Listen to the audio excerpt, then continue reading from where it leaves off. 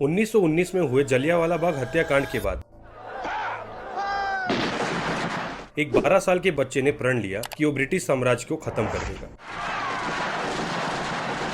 23 साल की उम्र में उन्होंने ब्रिटिश असेंबली पर बॉम्ब फेंका और ब्रिटिश ऑफिसर जेपी सॉन्डर्स को गोली मार दी। मगर सवाल यह है कि जिसने ब्रिटिशर्स को डराया उसे कांग्रेस पार्टी एक आतंकवादी क्यों कहती है? कांग्रेस भी ब्रिटिशर्स के खिलाफ लड़ाई लड़ रही थी ना? या कहीं ऐसा तो नहीं कि कुछ सच है जो हमसे छुपाया जा रहा है? 28 सितंबर 1907 में पैदा हुए एक व्यक्ति जिन्होंने ब्रिटिश सरकार की नींव हिलाकर रख दी। अहिंसा के दम पर ब्रिटिश साम्राज्य को घुटने टिका देने वाले व्यक्ति ने भगत सिंह की फांसी क्यों नहीं रुकवा दी? क्या अहिंसावादी नीतियों वाली पार्टी सच में ब्रिटिशर्स का विरोध कर रही थी या ये भारत की स्वतंत्रता संग्राम को निष्क्रिय बनाने की एक साजिश थी? 1928 से 1931 के बीच जब कांग्रेस अहिंसा और सिविल डिसोबीडियंस मूवमेंट का राग अलप रही थी, तब ब्रिटिशर्स से लड़ने के लिए भगत सिंह ने एक नया रास्ता चुना, बॉम्ब और गोलियों का रास्ता। दिसंबर 1928 भगत सिंह ने लाला लाजपत राय की मौत का बदला लेने के लिए ब्रिटिश एएसपी जेम्स सॉन्डर्स को गोली मारी और उन्हें मौत के घाट उतार दिया। तब गांधी जी ने कार्रवाई के दौरान कहा कि ये पागलपन है। 8 अप्रैल 1929 के दिन ब्रिटिश असेंबली में बॉम्ब फेंका और इनकलाब जिंदाबाद का नारा लगाया। लाला लाजपत राय को मारना पागलपन नहीं था, मगर उनकी मौत का बदला लेना पागलपन था। गांधी जी ने बस जेल में अच्छी व्यवस्था के लिए बात रखी, मगर भगत सिंह की फांसी पर कुछ भी नहीं कहा। ब्रिटिशर्स ने इस मौके का फायदा उठाया और जो उनकी फांसी 24 मार्च 1931 को होने वाली थी, डर से एक दिन पहले ही करवा दी। क्या ये नहीं दर्शाता कि गांधी की अहिंसावादी नीतियां भारत को निष्क्रिय बनाने के लिए थी? तभी तो उन्होंने फांसी नहीं रुकवाई, वरना वो आराम से ये फांसी रुकवा सकते थे। 1930 में जब गांधी जी ने सॉल्ट सत्याग्रह शुरू किया, तब भगत सिंह ने जेल से लिखा,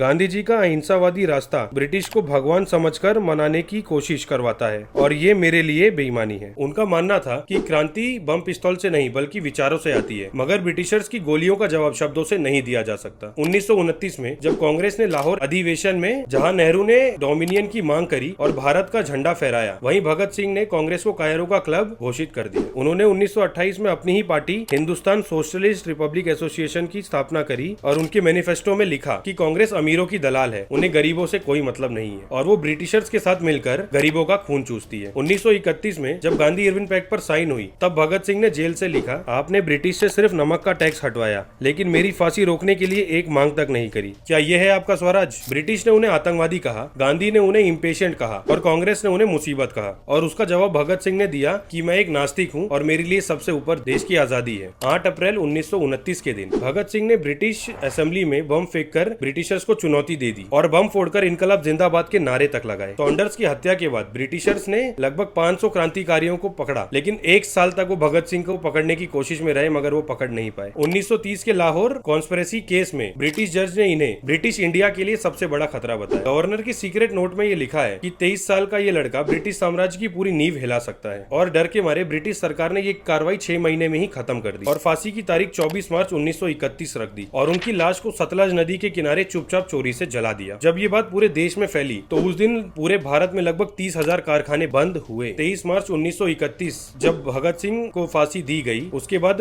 ब्रिटिश सरकार ने उन्हें आतंकवादी घोषित कर दिया। भगत सिंह को तो आतंकवादी कह सकते हो, मगर उनके क्रांतिकारी विचारों को क्या कहोगे? जो आदमी भूख हड़ताल कर पाकिस्तान को 55 करोड़ रुपए दिलवा सकता है, क्या वो आदमी भूख हड़ताल कर भगत सिंह की फांसी नहीं रुकवा सकता था? कमेंट सेक्शन में अपनी राय बताओ।